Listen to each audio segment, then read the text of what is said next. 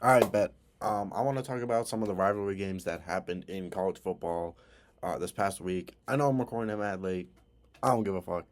But, here we are. The first game I want to really talk about, and, the game everyone was looking forward to the most was Texas and Texas A&M. Now, hey, I got my notes type shit. Hey, the first, thing I really want to talk about is the poor play calling, but more importantly, in critical situations, notably the that goal situation at the end of the fourth quarter that basically decided the game, and also I believe it was like the second or third drive where they went for it in the red zone and they failed to convert it. Now the thing with Texas A&M is they never got the run game going the entire night, but more specifically, they could not run the ball up the middle. They did have some success, when it came to running outside, when it came to outside zone, or Marcel Reed had a pretty solid game running the ball, but when it came to running it up the middle, Texas A&M really never got it going, and it was just confusing to see that they kept trying and trying to go back to that when it clearly never worked.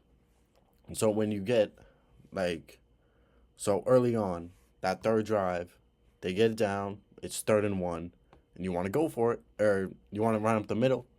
That's fine. It gets stuffed, goes nowhere. 4th and 1, the quarter ends, so they have time to talk this over, and they run it up the middle again. That was very confusing because if it didn't work the play before, why would it work now? That was definitely unnecessary and lost A&M 3 points, maybe even 7 points, just because of a poor play call and not recognizing, okay, this doesn't work. Let's try something else. The short passing game, the checkdowns were annoying, but it got it. To be fair, it did get enough yards for A&M throughout the night. I mean, as it should.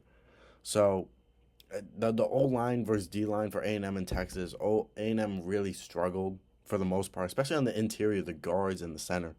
They could not handle the Texas defensive front. So I feel like they could have done better in, attacking the tackles more, going outside zone more if they wanted to run the ball. Given I know it's not entirely their offense, A&M's built to be downhill. We want to power. We want to run right through you, but you got to recognize the matchup at that point. Then at the end of the game with a goal situation, you're inside the 5. You get a pick, or you block the kick. Boom, momentum. You're rolling. And of the 4 downs, 3 of them are run up the middle, and one of them was a Marcel Reed run, if I believe correctly. But I know 3 of the 4 were runs. That's absurd. That is absolutely ridiculous because the first quarter you could to not get the fourth down the first quarter you could say, hey, the game they didn't get a feel of the game yet. Fourth quarter you had plenty of time to realize we cannot run the ball up the middle. Texas throughout the year has been one of the best defenses when it came to defending the goal, when it came to defending short yardage situations in their own end zone. Why would Texas A&M run the ball 3 times, specifically up the middle, against it's similar to like Ohio State running it against Michigan. That's not to here nor there, but A&M, you can do a rollout. You could do. I mean, they did a read option and didn't really work, but they got to try something different when it came to that, other than a simple run up the middle. We know it's gonna get stuffed because that 4th down, no running back is scoring on that because the second the running back is the handoff, boom, there's already a defender 2 yards in the backfield. What is he supposed to do? It, it was a huge issue. They couldn't run the ball. They kept trying and trying, but I know you want to establish the run, but at some point you have to realize it. So yeah, the offensive line was a key issue. The defense, for the most part, for A&M, they did hold them to 17. Was the defense amazing? No, not necessarily, but this loss falls on the offense and the play calling to an extent. Going on with the play calling and to dabble a little bit in Marcel Reed, I want to talk about the end of the second quarter going into halftime. They had first A&M like mismanaged their first half timeouts. Why are you at home having to use your timeouts? You can't get the playoff. That's come on. You got to get it together on that aspect. What's the point? Home field advantage. But in the second, at the end of the second quarter, when you're trying to score, you're trying to punch it in, keep the momentum going, and it's just check down, check down, check down, check down. You got to get. I'm not asking for a deep shot. You don't need to go deep. You got to get something intermediate, because that 2 minute warning, when it's taking them like a minute and they only get like 15 yards of no huddle, like that's ridiculous. They got to push the ball a little bit, because Texas knows that the pass rush is going to get there. So you probably don't have that deep shot anyways. You can go intermediate. You can go with the curls. You can go with the outs, the digs, that type of stuff. Instead of just running back, check down, running back, check down, running back, check down, scramble, running back, check down. That's repetitive. You're not going anywhere. There's no upside, because the running back, if you're lucky, the running back will get 5 yards on that. If you're lucky. So some of that's play calm. Also, it's on Marcel Reed, because there were numerous times throughout the game where if he waited like half a second longer in the pocket, that curl route would develop, or the crosser would get through. It's just like little things like that would have made a huge difference, specifically in that 2-minute-esque drill at the end of the second quarter. I think would have made a huge difference for A&M. But Marcel Reed definitely has to be more, patient. Let the play develop. I know he's a freshman, so usually a common issue with that. But Marcel Reed definitely missed a lot of open receivers. The throw accuracy itself, it was good enough. He did what he had to do, but it was just the reads and the decision making and the little things that I noticed was a huge issue, because it's like, you have to throw the ball. Marcel Reed, his specialty is that he's a good runner. But at the end of the day, you have to be able to throw the ball. And I just felt that he was very one progression dependent. If the first read wasn't there, he was checking down. That's how I felt Marcel Reed played the game. And that's why they had a poor passing performance. Now, A&M's defense, that's what the offense. The two biggest issues were play calling with the runs, and Marcel Reed just not being patient enough. The defense for A&M, that 17-7 score does not tell the full story, because that defense could not stop Texas's offense. Could not. Texas's no huddle, their tempo, the A&M never really had a solution to that. Texas had 458 total yards, 26 first downs. If you tell me before the game my offense is going to put up 450 yards and 26 first downs, 9 times out of 10, you're putting up 30 points. The only reason Texas didn't was because of that pick six, right? If they don't get the pick six, 24-7. The block kick, that made it, it's just like those two things really made the game closer than it was, because throughout the game, after the first couple drives, Texas went 3-0. After those first couple drives, once that Arch Manning touchdown happened, A&M couldn't really stop them. The ground game, they were getting plummeted in the ground against the run. And, I want to say it was a scheme thing, but it really wasn't, because they had 7 in the box. They were playing too high, but you had to respect that, because Texas was going deep. They were having some success in that aspect. Quinn Ewers, whatever, did good. Quinn Ewers did good. Was able to dice up the defense a little bit. Of course, he had his flaws with the pick six, but he was able to rip off that huge run. And I believe the second quarter, that was lucky, because that would have been 6 if he didn't, if his ankle didn't get out of bounds. That was lucky. And of course, Texas does what they do best with the screens. But overall, Texas dominated in this game. I can't emphasize it enough. They really showed their dominance. And me personally, throughout this season, I was before the game, I was Texas was very similar to Penn State in a sense, where they had a very favorable conference schedule. They played absolute nobodies, and the one team they did face, they got the brakes beat off of them. So going into the game, I was maybe A&M has a chance in this. I'm feeling good about A&M. They have their skits, but I had a good feeling about A&M going into the game.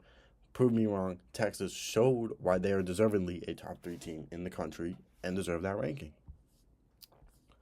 Now, the next team I want to talk about, the next game, is Notre Dame and USC. Now, Notre Dame, since that NIU loss, has been absolutely on a tear. They have been destroying teams. The offense has been going. The defense has been going. They've been doing their style of just power and dominance and, just outmanning them. Straight outmanning the opponent. The offense, it's legit. Usually in the past, the Notre Dame offense, because Notre Dame isn't really like NFL school when it comes to like skill players, like receivers, quarterbacks, running backs.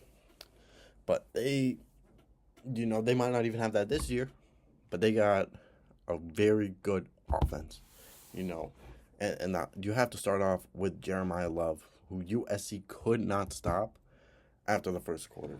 It pretty much throughout the game, but Jeremiah Love really got it going. 137 total yards, a touchdown. He had numerous plays where he just broke off a bunch of tackles. He had this one play where he just boom. USC sent a blitz. They sent a corner blitz. They sent like 9. Love, one cut, he's out. So I think Love absolutely dominated this game. Now, similar to A&M, the score doesn't really tell the full story because Notre Dame had had a 99 and a 100-yard pick six. Both of those, of course, occurred when USC was, close to the red zone inside the 30. So I don't want to say it's lucky because, again, you have to, A, catch the ball, and B, return it. But let's not act like Notre Dame's defense completely shut out USC. Because USC, if they could protect the football or even tackle the player after the pick, that game, it isn't the 25-point difference that it is. So definitely the Notre Dame defense does have to shore up a little bit.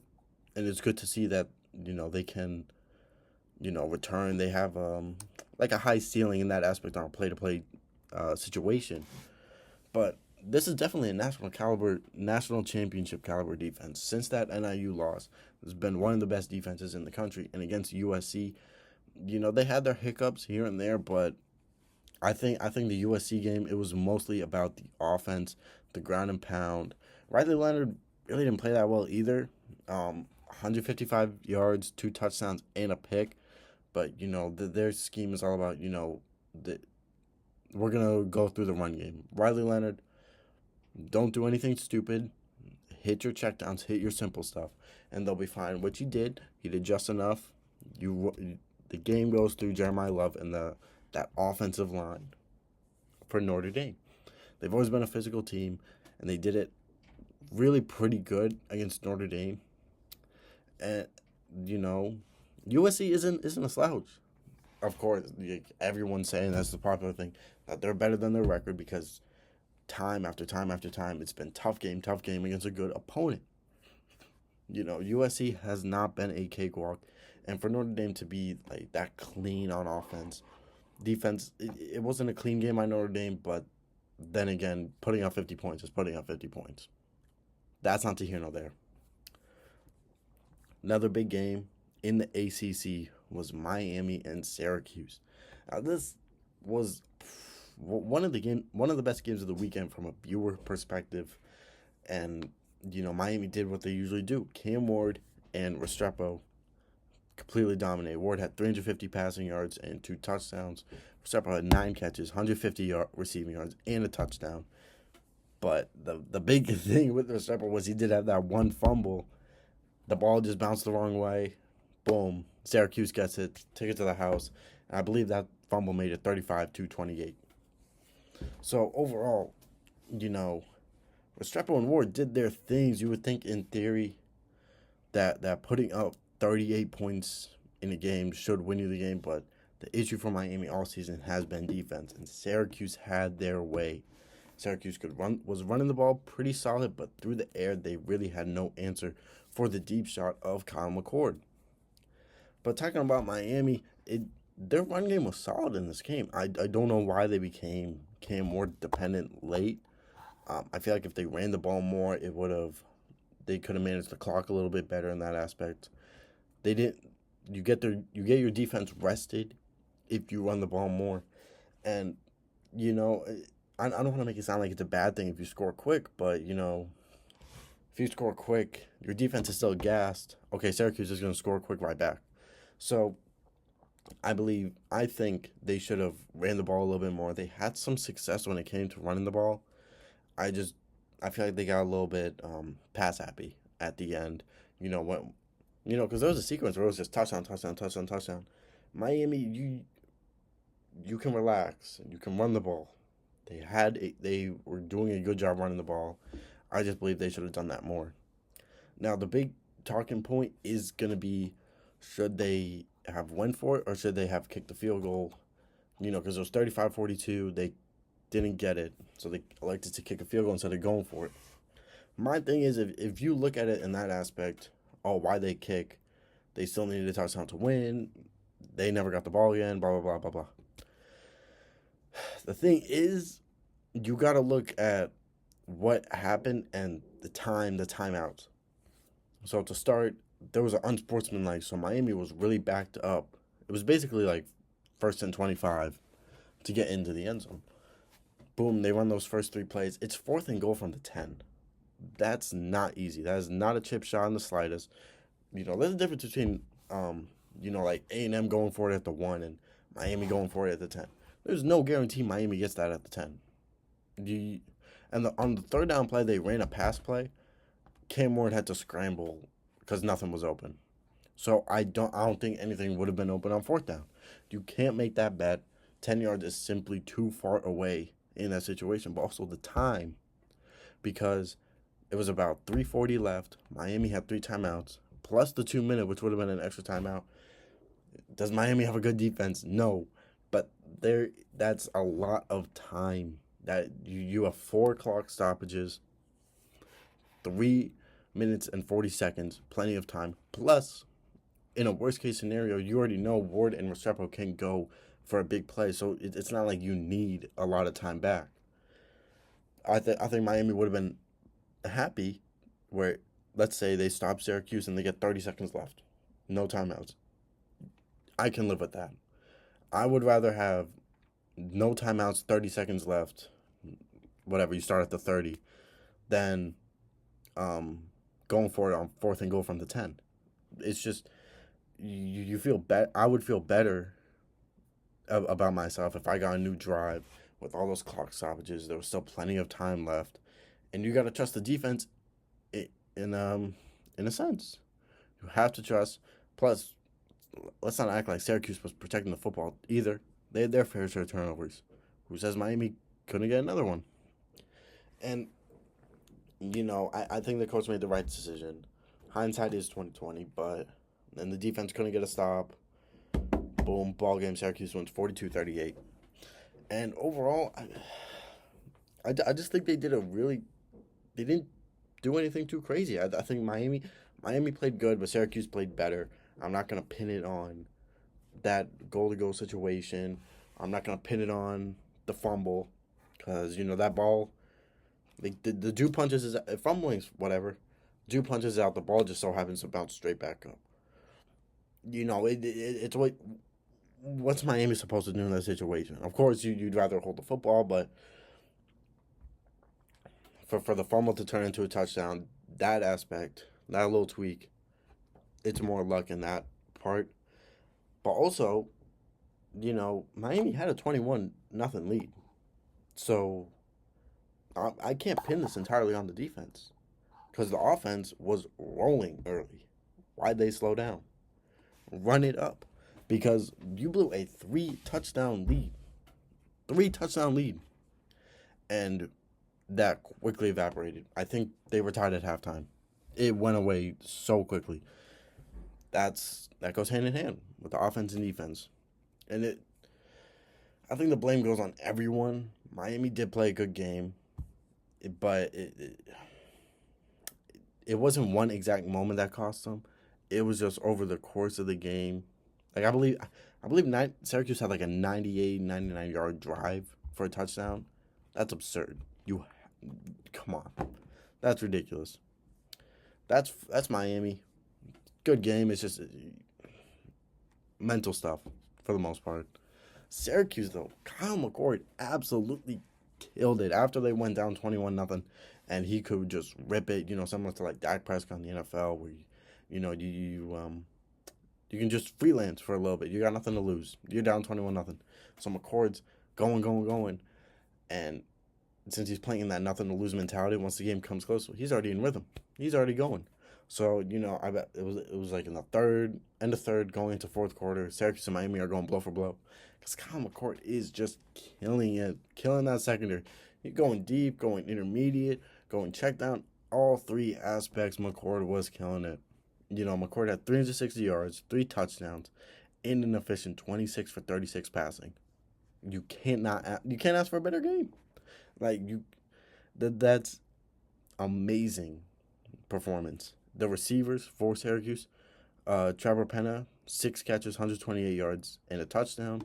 Jackson Meeks, 7 catches, 110 yards, and 2 tutties. Great performance by the offense, spreading it around to different receivers. It just scoring every drive, it felt like, And they executed down the stretch, in 4 of Syracuse's last drives, 3 of them, 3 of the last 4 drives resulted in touchdowns. So when it mattered, they put the ball in the end zone, and that's huge. That's huge because the mark of a great team is, can you get it done when it matters most? Now Syracuse could have flopped in the third, they could have flopped in the fourth, because Miami's offense was rolling too. The offense kept going, and even though the defense struggled big time, but they stepped up.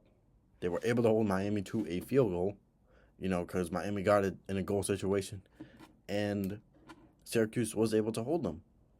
Its points, it helped with a penalty, of course, but at the end of the day, Syracuse did hold them to a field goal.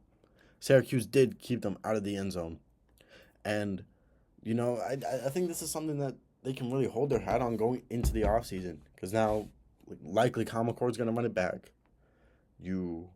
Syracuse is feeling good that they beat a really good Miami team.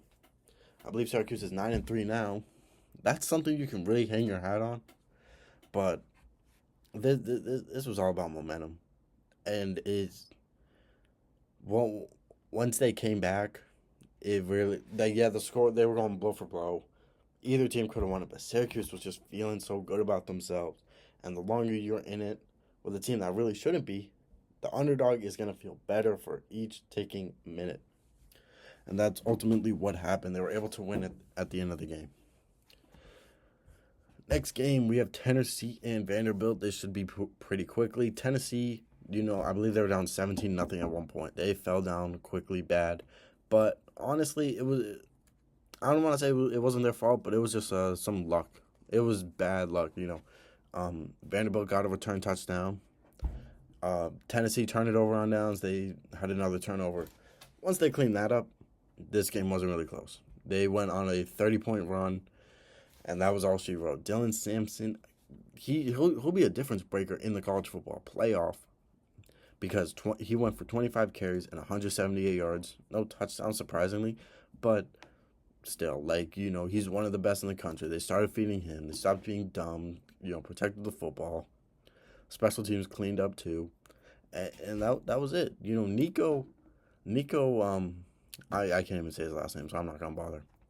But the Tennessee quarterback Nico did play a good game. After the thing with Tennessee, it was basically after that first quarter, they really cleaned it up. Nico went 18 for 26, 257 yards, 4 touchdowns, and a pick. Well, he had the pick first, so 4 touchdowns after that is really good to see.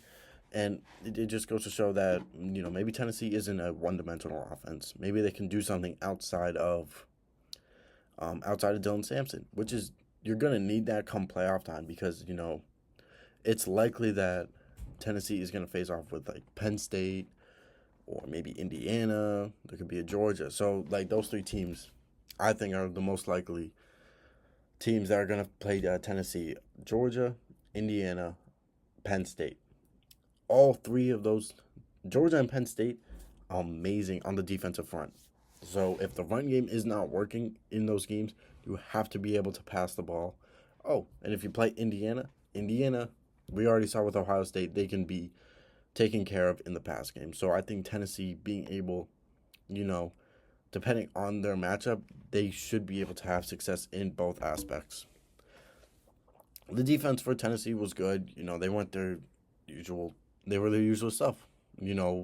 Once Tennessee got a big lead and you could let those like four defensive linemen really get going in pass heavy situations, they took care of it. So even though Vandy got out to that like 17-point lead, the defense held Vandy to 213 total yards. Very good. Very, absurd. And Vandy only went 4 for 10 on third down. You'll take that. You will happily take that as a defense, 4 for 10. That, I believe Tennessee has there's definitely better defenses in the SEC in the playoff, but this defense is no slouch. They got to play the game at their own pace. They got to be able to get, once they get a lead, it's pretty much wraps. I don't have much to write about Vanderbilt. They got some like lucky starts at the beginning. Never really got going after that. Sorry. Next game. Ooh, this was a banger on Friday. It was Georgia Tech versus Georgia. And Georgia Tech had the perfect game plan, nearly identical to Vanderbilt against Alabama earlier in the season. And that's just chew the clock, run the ball, run the piss out of the football, and just keep Georgia off the field. And it worked because they were up, was it 13-0 or 17-0? One of those. They were up 3 scores at halftime, and Georgia didn't score the ball. They did their ball, but that game plan, it required you chew the ball, or you run the ball, chew the clock, don't turn it over. If you do those 3, you have a pretty good chance of winning. And for 90% of the game, they stayed true to that. Don't turn the ball over, run the clock, and you'll be fine. Haynes King, the quarterback for Georgia Tech, had an absolute field day. 26 of 36 passing, 303 yards through the air. Great. 24 carries, 110 rushing yards for a quarterback. I mean, it's basically like they're on Wildcat every play. And 5 total touchdowns. 5 total touchdowns for Georgia Tech, or for Haynes King. That's great. There were numerous times in short yardage, Haynes King is getting the ball. They're running QB power, and Georgia could not stop him. Even if they did stop him, King would break the tackle. He would keep going. He didn't go down on first contact. And it kept going throughout the game. You could see watching it, there was a little bit of wear and tear, but for the most part, King was absolute dominant. He looked like the first round pick, not Beck in that aspect. Not to say Beck had a bad game, but they both played very, very well. They got the time. Tech got the time of possession they wanted. It was nearly 40-20. That's the goal. But the biggest thing was that fumble. That fumble late really killed them. I believe they were up 27-20. And, you're winding down, last couple minutes. Tech to that point, everything was working perfectly. You run the ball, don't turn the ball over. Well, they try to run the ball on a third down, and they turn the ball over, give Georgia a short field. Georgia punches us in 27-27, and that's the end of regulation. It just sucks because they really went that whole game, executed the game plan to perfection because they had a slim margin of error. Tech had against Georgia. Georgia's clearly the better team. Georgia clearly has better talent. So Tech had a low margin of error, and they broke it. You could not do that. You simply can't do that. And when it got to overtime, I don't want to say the game was over, but the whole aspect of chew the clock, keep Georgia off the field. Well, when you get to overtime, you and Georgia have the same amount of opportunities. So you can't do that anymore. You got to go blow for blow. And clearly Georgia outlasted them.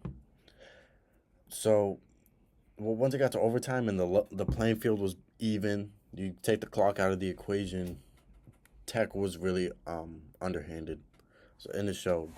Now, Tech's defense, specifically in the second half, that defense was not good. Tech's defense was not good. They did a good job in bending, not breaking. Held Georgia to a couple field goals. But for the most part, Georgia did most of their damage after halftime. And so I feel like the defense could have got a few more stops here and there. But, to let Georgia back into the game like that, the defense really should have, maybe tightened up a little bit. But I think that turnover really decided the game. Because without that turnover, Georgia Tech wins 27-20. And it's very similar to Bama and Vanderbilt. Tech just ran the piss out of the ball. That's all you can say. Now, for Georgia, Beck played a really good game. Beck had a really good game. He went 28 for 43, 297 passing yards, and 5 touchdowns on his own. King and Beck pretty much accounted for every touchdown in that game because Beck, the issue with Georgia in the first half was just the drops. They could not get it going. The receivers could not get separation, and they were dropping a lot of passes. But in the second half, they started to show more. He started to go to the tight ends more. They started running the ball a little bit better. Chugging a little bit better.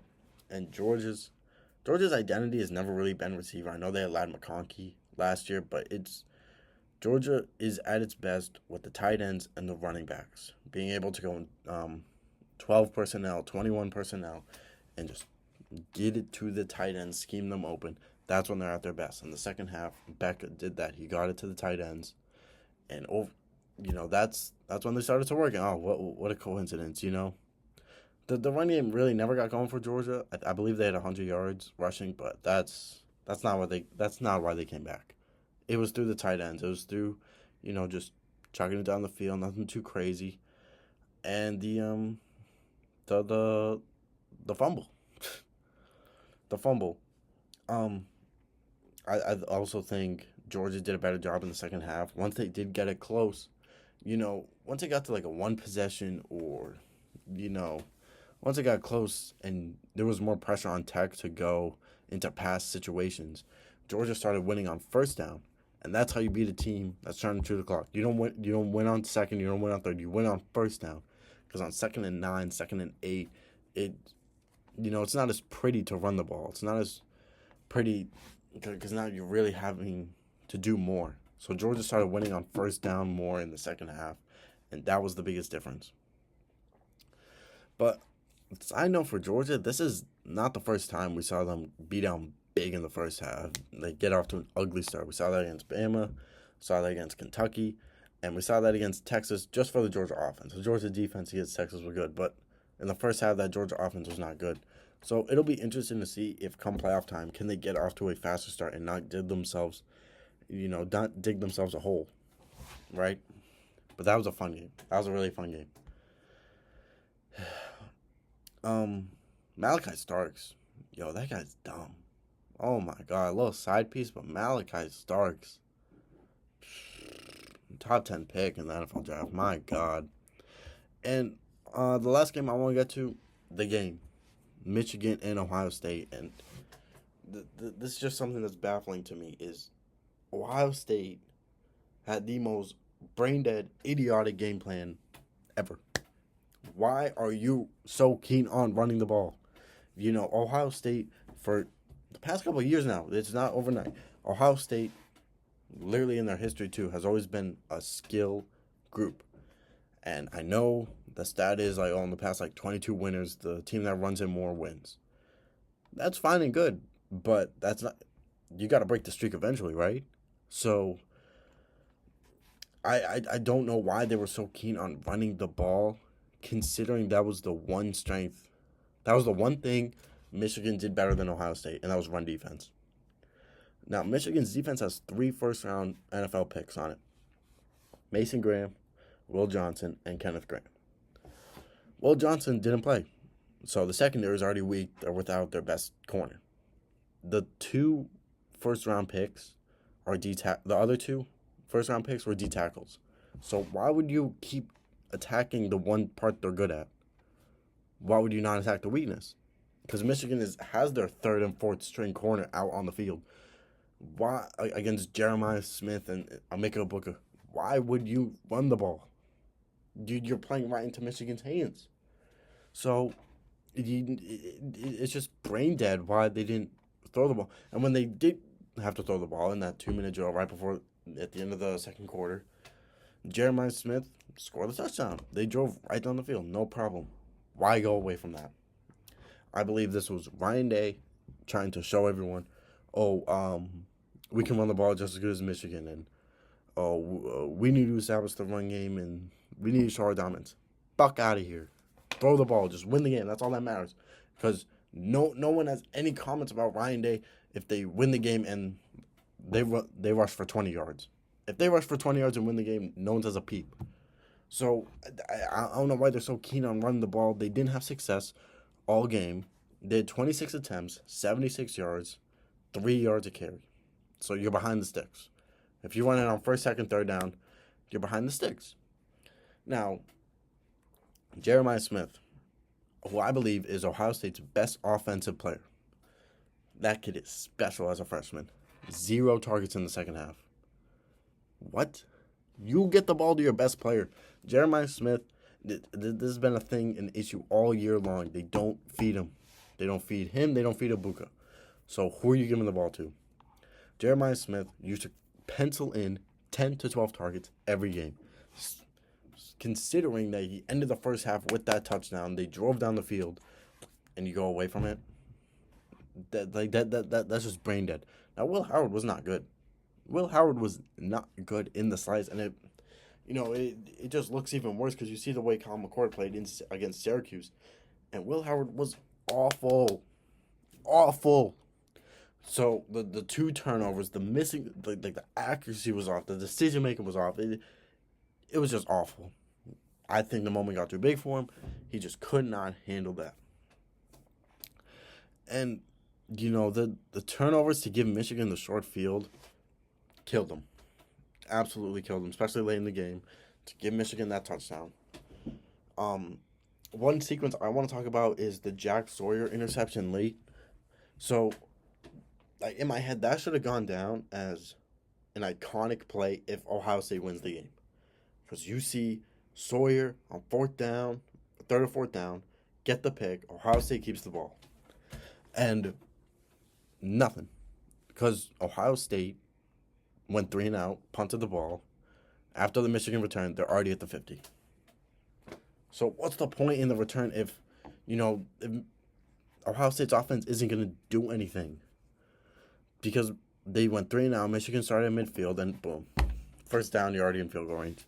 So it was just the offense being dumb. It's just there's no other way to say it.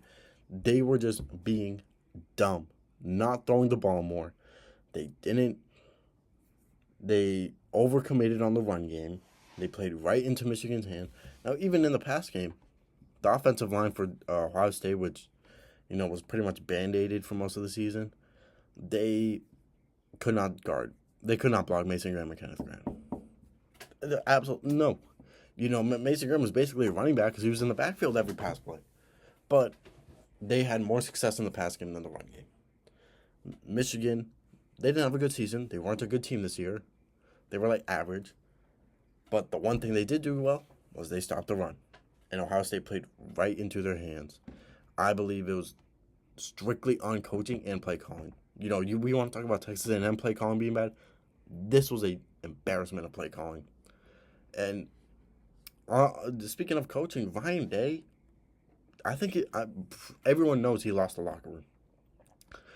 It's very shaky. The cracks are starting to show. And after the game, when he's just standing there, no accountability for the players, not getting involved, not doing anything, I would have rather he get into the brawl and fight than just stand there and do nothing. Because at least that's showing fight. Because you look at the other teams in the postgame, other coaches had complete control of their team. And the one I look at was Steve Sarkisian at Texas. They beat Texas A&M on their home field. And Texas had every right to plant a flag or start a fight or whatever. Sarkisian got him under control, got him in the locker room. You get in, get out. Why couldn't Ryan Day do the same? Kirby Smart had control over his team. Sarkisian had control over his team. Miami had control. These teams have control over their team, and Ryan Day just simply didn't. And that's the biggest takeaway. Yeah, you lose the game, but you lost the locker room, and that's the real difference in this. Now, for Michigan, Michigan didn't play well either. I you can't even say Michigan did like the Georgia Tech game plan where they just chewed the clock. No, because Michigan only had like a 3 minute advantage in time of possession, but in the fourth quarter, that's when they chewed the clock. Ohio State only ran, I believe, 10 offensive plays in the fourth quarter. That's when, that's when Michigan really like set the tone, set the tempo. But for the most part, Michigan never really got it going on offense. It was just punts. But also on third down, Michigan was able to keep drives longer. Michigan went 7 of 14 on third down. Ohio State went 6 for 16. That's another like little thing that'll give you the edge. That'll keep drives alive because after the Sawyer interception, Ohio State punts, they go 3 and out. Michigan gets the ball at the 50. If Michigan goes 3 and out, nothing happens. But they were able to convert that third down. They were able to stay on the field just a little bit longer, get just in field goal range, and that was ultimately the difference. It was third down. They were able to stay on the field. Now, Michigan also got lucky with Ohio State missing the field goals. I don't believe Michigan plays it as safe if it's a tied game or if they're down 3. Or obviously they played it well if they were tied, but I don't think they play the same if they were down 3 or down 6. I think they get more passing, and they couldn't pass. They threw for like 60 yards. They could not throw the ball. So I think even if Ohio State got 1 field goal, that could have been a huge difference. Obviously, if you add 3 points to Ohio State, they tie the game or whatnot. But I just think like tempo-wise and play style-wise, it would have been a huge difference if you put Michigan in a losing situation. But Caleb Mullins, he stepped up. The running back for Michigan, he stepped up, the senior. 32 carries, 116 yards, 3.2 average, and a touchdown. The touchdown. So I think it came down to the fourth quarter. Pretty much Michigan outplayed Ohio State. Because in the fourth quarter, Ohio State went 3 and outs, and Michigan was able to stay on the field. They took advantage of the short field. And that, and you could just tell they were coached better. They were disciplined. And that's ultimately what it came down to down the stretch in the fourth quarter. And that's a huge upset, and it really puts Ryan Day in question. It really puts Ohio State in question. And, Michigan, they can go into the offseason feeling really good about themselves because of this game. But, all right. That was the games I want to talk about. The, what was that, 5 games? 6 games I wanted to talk about. I know I'm late as hell. Kill me. But, hey, I like college football, and I'm excited to see how this turns out in the playoff, the 12 team, all this committee bullshit. Y'all be good, though. Y'all be good.